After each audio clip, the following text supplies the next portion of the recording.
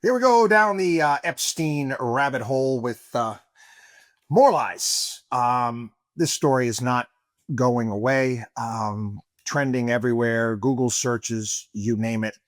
Um, J- Alan Dershowitz, who he took a ride on the Lolita Express, was interviewed and says he knows exactly who's on the Epstein list and he knows why it's being suppressed from the public. And I quote, I have seen, remember, I was accused falsely. Let me tell you, I know for a fact documents are being suppressed and they're being suppressed to protect the individuals.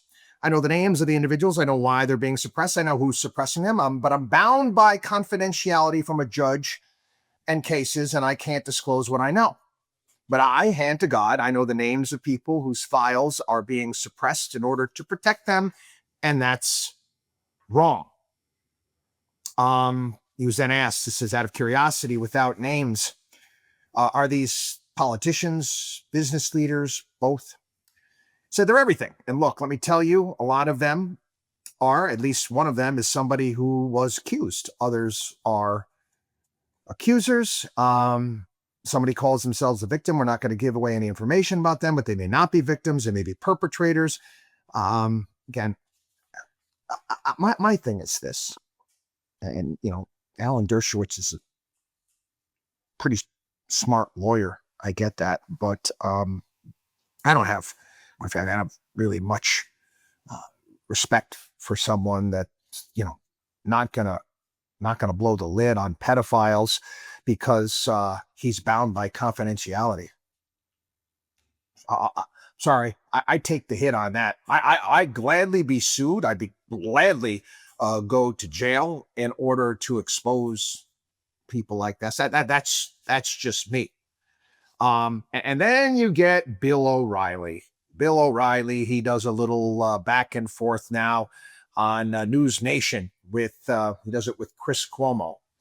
And he is saying here, he's saying that the Epstein files, if the truth were to come out, if we were actually go after the bad guys, oh no, innocent people would get hurt. It would destroy them. What a load of bullshit. What a load of BS, Bill O'Reilly. I beat him with a loofah brush for crying out loud. Are you kidding me? Oh, because someone's name, someone that didn't mess around with girls, that was also on the Lolita Express, would also be on the list. They might get dragged into this a little bit, and you're going to let all of these pedophiles and child rapists go. Is that what you're saying? Here was another argument that was being made. Trump supporters. This would destabilize the world. 2/3 of Congress and a large portion of the world's most powerful people would be in prison, which basically means society would at least partially collapse. What's that old joke there? Is it 1,000 lawyers at the bottom of the ocean? What is it? It's a good start. See, the argument that's being made right now is that we don't have any choice at all. We have to live in a messed up, corrupt world run by corrupt people because the corrupt people were put in prison. Their corruption and their corrupt world would fall apart. Sign me up, baby. Sign me up, please. I'll sign on the dotted line. I'm all for that. Again, this I had this sent to me by one of our listeners. Any man with an ounce of righteousness and the slightest spine would torch his own life if it meant dragging these child-raping parasites out by the throat for all to see.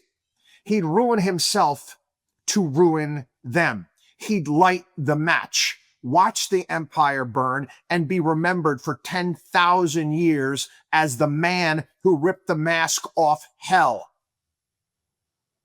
If you're clutching the Epstein files, the real ones, and you haven't unleashed every name, every island flight, every blackmail tape onto the world, you're just a part of the cover-up. You are the sickness. You're the disease.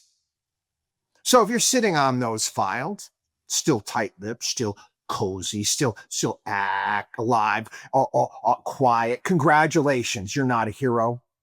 You're their butler, their dog, their insurance policy, their coward. And you know what? You're probably one of them.